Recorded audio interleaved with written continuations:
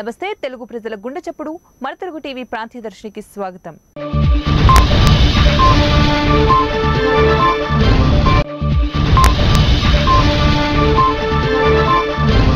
Telugu Desam party వ్యవస్థాపకుడు మాజీ ముఖ్యమంత్రి నందమూరి తారక రామారావు 28వ వర్ధంతి సందర్భంగా నియోజకవర్గంలోని అన్ని మండల కేంద్రాల్లో ఎన్టీఆర్ వర్ధంతి తెలుగుదేశం పార్టీ నాయకులు ఘనంగా నిర్వహించారు. దత్తలూరు మండలంలోని నందిపాడు మరియు దత్తలూరు ఎన్టీఆర్ చిత్రపటానికి పూలమాలలు వేసి నివాళులు అర్పించిన అనంతరం ఉదయగిరి నియోజకవర్గ తెలుగుదేశం పార్టీ ఇన్ఛార్జి బొల్లినేని వెంకట రామారావు మాట్లాడుతూ తెలుగుదేశం పార్టీని స్థాపించి అట్టడుగు స్థాయి ప్రజలను చైతన్యపరిచి రాజకీయం నేర్పిన వ్యక్తి నందమూరి తారక రామారావు అని అన్నారు. ఫోటో పెట్టి ఘనంగా నివాళులర్పించిన వాళ్ళందరికీ ధన్యవాదాలు తెలియజేస్తూ భారతదేశంలోనే ఒక ట్రెండ్ సెట్ ముఖ్యమంత్రిగా మొట్టమొదట సంక్షేమ కార్యక్రమాలు మొదలుపెట్టిన నాయకుడు మహానాయకుడు నందమూరి తారక రామారావు గారు. అలాంటి నాయకుడికి ఈరోజు 2 తెలుగు రాష్ట్రాలే కాదు ప్రపంచంలో అన్ని దేశాల్లో కూడా తెలుగువారు ఎక్కడున్నా భారత ప్రధాని నరేంద్ర మోదీ పిలుపు మేరకే దేశవ్యాప్తంగా ఉన్న ఆలయాల్లో స్వచ్ఛ తీర్థ కార్యక్రమాన్ని నిర్వహిస్తున్నారు. ఇందులో భాగంగా విశాఖ నగరంలోని ప్రసిద్ధి చెందిన సింహాచలం శ్రీలక్ష్మీ నృసింహస్వామి వారి ప్రధాన ఆలయం పరిసరాలను దేవస్థానం సిబ్బంది పరిశుభ్రత గావించారు. ఆస్థాన మండపం నందు దేవస్థానం కార్యనిర్వాహక అధికారి ఎస్ శ్రీనివాసమూర్తి, ఆలయ ఏఈఓ బ్రహ్మరాంబ, అన్నదానం ఏఈఓ నరసింహరావు, శానిటరీ పర్యవేక్షణ అధికారి లక్ష్మీప్రసన్న, శానిటరీ సూపర్వైజర్ రామకృష్ణ, ఆలయ పర్యవేక్షణ అధికారి కనకరాజు, పిఆర్ఓ నాయుడు తదితరులు ఆలయాన్ని శుభ్రపరిచారు. ఆలయ అంతరాలయం, బేడా మండపం, ఆస్థాన మండపం, భోగ మండపం శుద్ధి చేశారు. ఈ కార్యక్రమంలో లంక సూరిబాబు, నక్కా సత్యారావు ఆలయ సిబ్బంది పాల్గొన్నారు.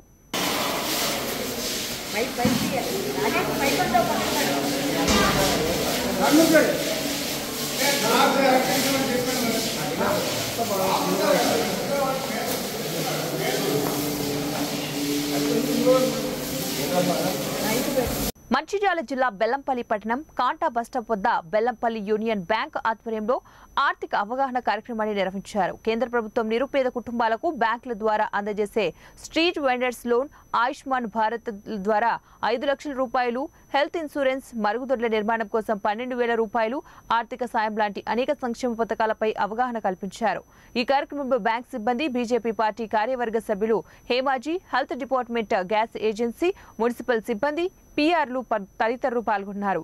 ఎవరైనా కావాలనుకుంటే రేషన్ కార్డు ఉన్న వాళ్ళు మీరు వాళ్ళని అడిగి తెలుసుకోవచ్చు అనమాట. ఫ్రీ గ్యాస్ కనెక్షన్ కూడా ఇవ్వబడుతుంది. ఈకేవైసీ అనేది కూడా ఇక్కడ చేయబడుతుంది. రూపాయలు, అదేవిధంగా 10,000 రెగ్యులర్ గా కట్టుకున్నటువంటి వాళ్ళకందరికీ కూడా 20,000, మరియు 20,000 క్లియర్ అయిన వాళ్ళకు కూడా 50,000 రుణాలు అందించడం జరిగింది.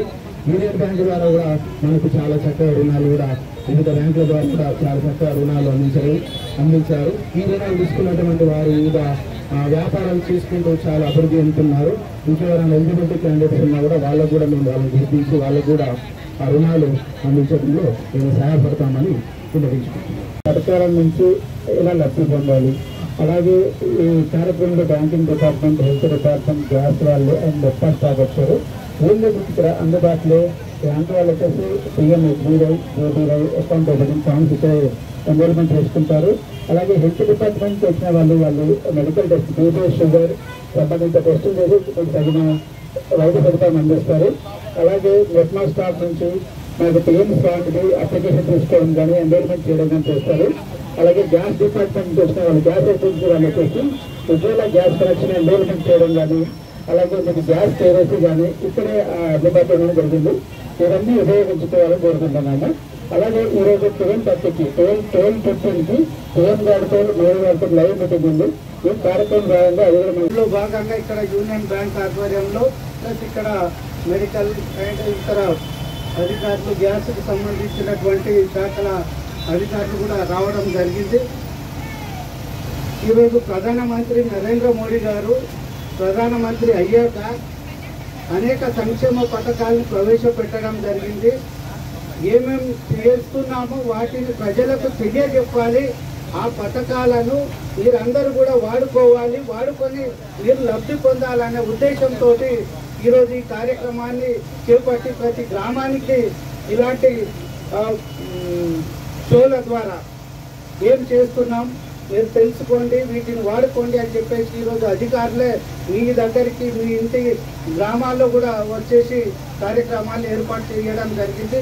కాబట్టి మీరందరూ కూడా ఈ కార్యక్రమాల ద్వారా మనకు కేంద్ర ప్రభుత్వం నుంచి ఏ పథకాలు వస్తున్నాయి ఆ పథకాన్ని తెలుసుకొని మీరు మేము ఇక్కడ బెల్లంపల్లి లోకల్ పార్క్ చూస్తున్నాము. ఇప్పటి వరకు మనము భారతదేశ పరంగా 11 కోట్ల ఉజ్వల ఉచిత కనెక్షన్లు ఇవ్వడం జరిగింది మన ప్రధానమంత్రి మోదీ గారు. అలాగే తెలంగాణ వ్యాప్తంగా 11 లక్షల కనెక్షన్లు ఉచిత కనెక్షన్లు ఇవ్వడం జరిగింది. ఈ ఇవ్వడం వల్ల చాలామందికి ఈ పొగ ఇంటి వద్ద మనం ఇంతకుముందు గ్యాస్ లేక ముందు ఈ కట్టెలు ఇవన్నీ పొగ్గు వాడుకోవడం పొగ వల్ల కళ్ళు ఖరాబ్ అవడము. పెద్దపల్లి జిల్లా మంథనిలోని తెలంగాణ గ్రామీణ బ్యాంకులో నిర్వహించబడుతున్న ఆధార్ కేంద్రం వద్ద వ్యవసాయ కార్మిక సంఘం ఆధ్వర్యంలో ప్రజలు ధర్నా చేపట్టారు. ఈ సందర్భంగా సంఘం జిల్లా కార్యదర్శి బూడిద గణేష్ మాట్లాడుతూ మంథనిలో కేవలం 3 ఆధార్ కేంద్రాలు ఉండటం వల్ల సాంకేతిక సమస్య వల్ల ఆధార్ లింక్ కాకపోవడంతో ప్రజలు రోజుల తరబడి ఆధార్ కేంద్రం చుట్టూ పడిగాపులు కాస్తున్నారని అన్నారు. ప్రభుత్వ పథకాలలో ఆధార్ లింక్ తప్పనిసరి కావడంతో ఆధార్ లింక్ కాకపోవడం ప్రజలు తీవ్ర ఇబ్బందులు పడుతున్నారని చెప్పారు. మంథనిలో అదనంగా నూతన ఆధార్ కార్డు కేంద్రాలను ఏర్పాటు చేయాలని, 3 ఆధార్ కేంద్రాలలో ఉన్న సాంకేతిక సమస్యలను పరిష్కరించాలని, మొదటగా స్కూల్ ప్రాధాన్యత దృష్ట్యా విద్యార్థులకు ఆధార్ సమస్యలను పరిష్కరించాలని జిల్లా కలెక్టర్ స్పందించి వెంటనే ఈ సమస్యను పరిష్కరించాలని కోరారు. ధర్నా సమాచారం తెలుసుకున్న మంథని తహసీల్దార్ మంథని ఆర్ఐ త్రివేణి ధర్నాకు వద్దకు వచ్చి ఆధార్ లింక్ సమస్యలను పరిష్కరిస్తామని హామీ ఇవ్వడంతో ధర్నా విరమింపు చేశారు. ఈ కార్యక్రమంలో విద్యార్థులు, యువకులు, వృద్ధులు, ప్రజలు పాల్గొన్నారు. ఆధార్ లింకుతో అన్ని పథకాలకు ఆధార్ లింకు చేయడానికి నిబంధన పెట్టడంతో ఈరోజు ప్రజలు అన్ని మీ సేవా కేంద్రాల్లో ఆధార్ కేంద్రాలతో ఆధార్ నమోదు కోసం రావడం జరుగుతుంది. ఈ మంత్రి ఉన్నటువంటి 3 ఆధార్ కేంద్రాలు పనిచేయకపోవడంతో ఈరోజు ప్రజలు రోడ్ల పడినట్టు పరిస్థితి ఉంది.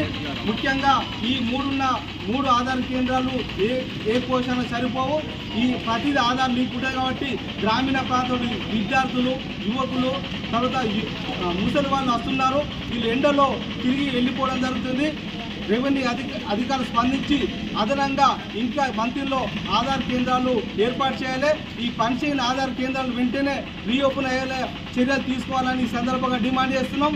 లేని పక్షంలో రైలు విద్యుత్ కలుపుకొని పెద్ద ఎత్తున ఆందోళన పోరాటం చేస్తామని వ్యవసాయ కార్మిక సంఘం డిమాండ్ చేస్తున్నాం. నా పేరు బూడిద గణేష్, వ్యవసాయ. భద్రాద్రి కొత్తగూడెం జిల్లా ములకలపల్లి మండలంలోని తాళపాయి గ్రామ శివారులో అటవీ ప్రాంతంలో వేటగాళ్లు నాటు తుపాకులు పట్టుకుని తిరుగుతున్నారని గ్రామస్తులు ఆరోపించారు. గ్రామస్తులు ఎన్నిసార్లు ఫారెస్ట్ సిబ్బందికి ఫిర్యాదు చేసినా కూడా పట్టించుకోకపోవడంతో వేటగాళ్లు జంతువుల వేట పరిపాటిగా మారిందని, తాళ్లపాయి గ్రామ శివారులో జీడి తోటలో దుప్పి చర్మం చెట్టుపై ఆరబెట్టి ఉన్న దృశ్యాన్ని అక్కడ ఉన్న స్థానికులకు భయభ్రాంతులకు గురిచేసింది. ఇప్పటికైనా ఫారెస్ట్ అధికారులు అప్రమత్తమై వేటగాళ్లపై తగిన చర్యలు తీసుకోవాలని కోరుతున్నారు.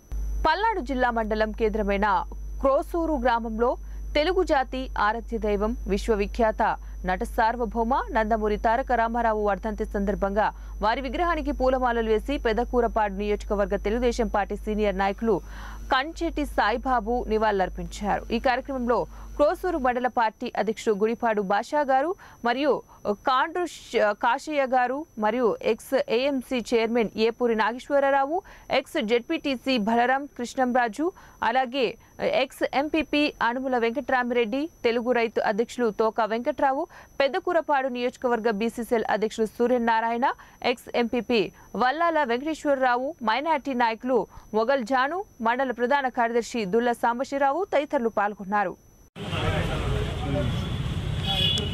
ఈరోజు మన క్రోసూరు మండల కేంద్రంలో ఏర్పాటు చేసినటువంటి ఎన్టీ రామారావు గారి 28వ వర్ధంతి సందర్భంగా మరి ఈ కార్యక్రమం ఏర్పాటు చేయడం, మండలంలోని అన్ని గ్రామాల నుంచి నాయకులు, కార్యకర్తలు, అభిమానులు ఈ కార్యక్రమానికి తరలి వచ్చినందుకు ముందుగా క్రోసూరు మండలం తరఫున తెలుగుదేశం పార్టీ తరఫున హృదయపూర్వక ధన్యవాదాలు.